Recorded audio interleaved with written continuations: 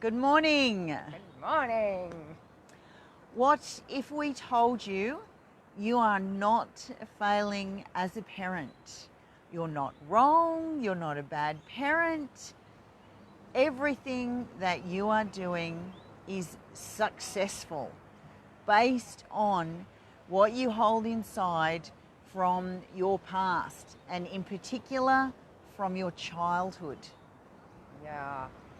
And you're not crazy either. Not What crazy. If we told you that you're not Not crazy? crazy. Your reactions are not crazy. And until I started doing faster EFT, which is the modality we use with parents on the calls, and luckily now many prominent figures in the world, medical doctors like Gabor Mate, are speaking about this concept that we have in faster EFT, which Joe just mentioned, that you're successfully producing from your life experience, and particularly childhood. It's where everything in your life comes from. And we're just so honoured and appreciate his work. At the moment, he's just put out a documentary called The Wisdom of Trauma, and it's really asking people to examine this thing we have in our culture where we often use labels. We often say things are diseases, disorders, and they have their place, of course, and they can be supportive for people to know what's going on. But as far as going back and actually getting to the root of what's actually happening for you and why you are reacting to your children, and for our purposes, we're always working with parents, and why these responses are coming up, why they're having the reactions they have, why do they feel like a failure, why do they feel not good enough, why is that happening, and without going back and really seeing where it comes from in your life and being able to release the trauma, which is very, very possible and easy to do when you know how to do it, you go back and then you can take the wisdom from that experience. Which is why we're always saying that children are our greatest teachers, if we're willing to notice that, because they are going, when we're triggered by them, that's them showing us the parts of us that are there to be healed. It is. And he did an interview, and you can buy an interview series that he did. And I watched one he did with the famous singer-songwriter Sia the other day about her addictions and her childhood traumas, and he was very careful in the way that he was talking to her, because she, of course, yes, had been to many doctors where they had labelled things a disease and they had labelled things as disorders and given medication and things like that. But nobody had ever asked her, well, one doctor apparently she said had, a more holistic doctor, but apart from that, and even Gabor admits they'd given very little training in medical school as to that this is even a thing, that you can go back and address what's happened to you in the past, and by doing that, you're going to change everything about how you're responding to the world now. So it's really, really cool that more people are starting to understand that this is how it works. Yeah, it's awesome. So if we were to give you an example based around parenting that we often see as a challenge, is like people pleasing, and mums being so busy, so exhausted because they can't say no. Yeah. And then feeling like they're a failure because they can't say no. And when we go back and find where is that coming from, then often, even as a 2-year-old, 3-year-old child, this behaviour kept you in alignment with your parents. If you weren't helping them or weren't pleasing them, then they were disappointed in you or upset with you. And so people pleasing is a wonderful skill to have as a child. It's something that's keeping you safe. It's something that's making life easier. Like, makes your life so much easier, because mum's happy when you're doing the things that she wants. And this is how we learn to kind of get out of touch with our true selves and who we truly are, and start living the world based on what other people want us to do. And each time we do that, like as a child or as an adult, to me it's like a little part of us cuts off from ourselves, disintegrates, because we're not being true to ourselves. And for me, even in the past, like there is that, I feel like there is that actual moment, like a portion of a second, where I know what's right for me, and I know that I'm making a choice to please someone else rather than do what's right for me.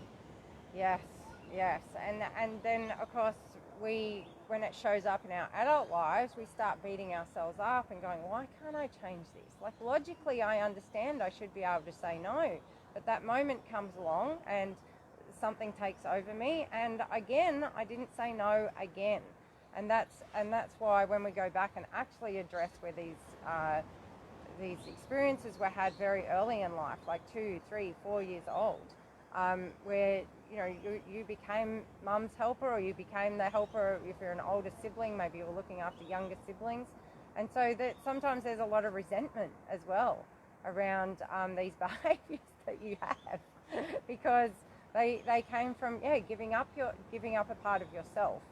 And the question I get asked is, though, but don't, like I was working with somebody yesterday, and we were talking about this wanting, really wanting to help is something that is also something she really does want to do on some occasions, and yet it does cause a lot of pain and resentment at other times. So it's not about taking away the actual, we call it, it turns into your superpower, your ability to help others. Doesn't take that away, but what it does is it gives you choice over it. So yes, in the case of a people pleaser, you're actually able to say yes or no, whereas in the part, and not feel bad about that, peacefully, without any resentment. Choices based on yourself. Yeah, even with your children, being able to say, this isn't working for me today. Yeah, and a lot of mums have really struggled with that too. And the ability to come to win-win situations. Yeah, because you're able to consider both people's needs. As if you've got a 2-year-old program running the show, then often you're not able to consider your own needs because you gave up your own needs a long time ago. So there's many programs. What was your program, Joe, that you learnt as a child? I learned silence. Silence became my superpower. Eventually, like only in the recent past, but it. As a child, to be silent? As a child, how was it keeping you in survival?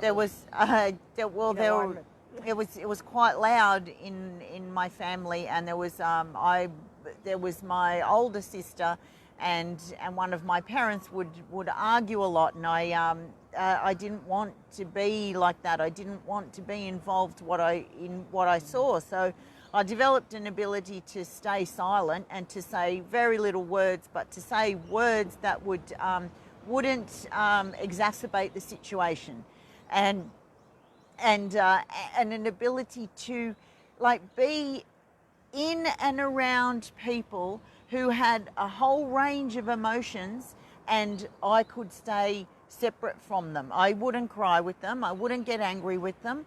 I wouldn't get sad with them. So I could keep myself distant from their emotion. That later led me to believe that I was a cold-hearted bitch. Because I could do that. Yes. And so I'd turn up onto the calls and say, I'm heartless, I'm compassionless, and I use these words so many times, even as an adult going to the women's circle, and I'd say to them how I'm not compassionate. And none of the women in that circle could see that in me. But I've got this strong belief that the skills that I had or developed as a superpower in childhood is something extremely detrimental to me as an adult, and I'm trying to fix myself. Yeah, that's it. Yeah, I think I developed the superpower of disassociating and going out and kind of being the fun person So I was, had a superpower around that. So almost the opposite. Like Jo would say, she became very introverted. I became very extroverted. But being an extrovert to please everybody else can be extremely tiring. And you're always the yes person. You're always the life of the party kind of thing. But that with the ability to not say no and not have like spending time on my own or anything like that, I would feel guilty. People would always want me to come places and I couldn't say no. So and for me, as what I labelled myself as an introvert, when I'm going out to events and whatnot, it's exhausting for me, but for a very different reason, because I'm going back into being the silent observer, listening, and also something else I developed in my childhood was an extreme ability to notice slight changes in behaviour. So then when I'm out in public and I'm not relaxed, I'm not calm because I haven't cleared this stuff up, I'm very quietly on high alert, listening for words, looking for behaviours that I will recognise, and then I need to change where I am, what I'm doing to keep myself safe. And it is totally exhausting for very different reasons. Yeah, they both are, because both of us are not being ourselves, and that's the biggest thing. So I think like a lot of the time when we're with our kids, when we're mums, we feel like perhaps we can be more of ourselves. But then when we see them doing behaviours that perhaps are not what we have beliefs about, they're not going to be successful in life if they don't do that. Like for you, playing sport was one of those things, Jo, wasn't it? Like you liked them to be out playing sport. I did too. My kids doing active things. Yep. So if they're not doing enough active stuff, that's not falling in alignment with how you're successful in life. And all of these beliefs can be traced back to childhood for yourself as well. And I, of course, we've talked about this before on videos as well, that you usually get a child who's going to be the exact opposite of what you think is a good thing, because that's really going to help you learn some more stuff about yourself and where all your triggers are, and where you've got the opportunity for personal growth. Oh yeah, and possibly even attract a partner who is going to help you help bring up all of the unhealed parts in you as well. And you can imagine if there was a lot of trauma, and it doesn't necessarily have to be what they call big T, can be little t over and over and over again. So if there is a lot of that inside of you that you haven't done any work with, then imagine how many opportunities could come up each day, each hour, each moment for you to feel triggered and clear up your stuff and live a more true, authentic life. Yeah. Gabor talked about in the Wisdom of Trauma documentary, he's been with his wife for 50 years. And I'm also, very appreciative that they share how the difficult times that they had, and how they had to become really at times they realised they were, looking back I suppose now, that they were each other's healers, and they had to really hang in there because they both had all their huge. Gabor grew up around the war. He had grandparents in the concentration camps, so he really got a massive taste of what we would call big T trauma, and had a shopping addiction. So if you haven't come across his work, if you're new to his name, then I recommend looking him up. He's got some brilliant interviews on YouTube that you can watch. There's some interviews actually in this group as well that we've shared.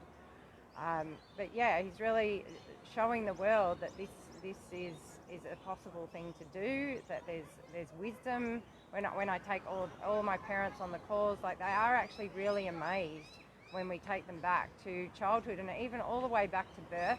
Patterns can be traced all the way back, at how how much it relates, how much it's a metaphoric expression of what's showing up in the way they're working with it, like the way they're interacting with their children now in the present moment is a reflection of, you know, what happened when they were born. And it's really fascinating stuff that these patterns can just keep repeating until we start to change them. And when they come to, and this has been for me as well, coming to a session, a 90-minute or 2-hour session, and working through some key stuff that's showing up in your life with your child, then it means that the very next interaction with your child is different. Yeah, it's going to be completely different. Changes in behaviour. Yeah, because we're changing really the primal imprints that are in your subconscious mind that are running your limbic system. And, you know, when we're in survival mode as children, and this can be as simple things. I was listening to somebody this morning just talk about being left in a cot to cry. And, you know, we forget that for a baby, the perspective is, am I going to die? You know, Sia also said lazy, fat, die. But the die, she did talk about a time when she was just, a friend told her later in life that he came to the house and had to get in the window. And she was in her bedroom with the door locked, bawling her eyes out as a little baby, and the dad was upstairs sleeping. So for a child who's a baby, not thinking from the child's perspective, is the mother going to come? You know, that's real survival stuff. And then this is the work that Gabor is bringing, and what we know in faster EFT already, that if we go back and address that trauma, then everything in the person's life will change. So you can really release 40 years of trauma in one session by going back and changing how that little baby perceives life, taking the wisdom, as Gabor says, from that experience, and letting it now empower you for the rest of your life instead of control you. Yeah. So it's very, very powerful stuff. And that documentary, The Wisdom of Trauma, it's not available to the public right now. However, we are going to look into having a screening within this group. We need a certain number of people, but we would love to do that. Put a yes in the comments if you'd like interested to see a screening of Gabor's film in our group. And straight after the screening, hold a Q&A with us where you can anything that comes up. Course members as well. Anything that comes up during, like, watching the doco, and it's very likely that things are going to come up for you, and you can ask us any questions afterwards. So we do need a minimum number of people though, so if you're interested, please let us know by popping a yes in the comments below. Yeah. So, and our course is starting up on the 5th of July. So if you're interested in that, then PM us, or again, put a yes in the comments, and we can contact you via Facebook Messenger that you're interested in the course. And do a 30-minute discovery call to chat about where you're at and how we can best help you. Yeah, and we're starting to post a lot of the testimonials. We asked for some testimonials from, or just what they thought has benefited them. So you'll see those coming up in the group in the next few days. And you've put some up already, Joe. Yep. We've had some really nice, kind words, and really to inspire other mums who are watching to come along and join our amazing, courageous mums who come along to our calls each week, who let their stuff go so that they can show up and be better mums for their kids. We always say the courageous mums, because it really does take courage to flip it and look at yourself rather than blame other people. Yeah, it does. So, and if you know any parents who might be helped from this information, you can't share from here in the group. However, this video and every Wednesday's video will be on our Facebook business page, The Awakened Parent with Ilka and Joe, our Instagram, our YouTube. So please, please, please, if you know anyone who could be supported by this info, please share. Yes, and like the video too, so other people know. Yeah. We're getting better at this. We are. We cleared up some stuff around it. Yeah, we must have. Yeah. Thank you so much for watching, guys, and for supporting us. And helping our mission of, bringing peace to families around the world. Yeah. Yeah. Have a wonderful week. We'll see you next Wednesday. Bye.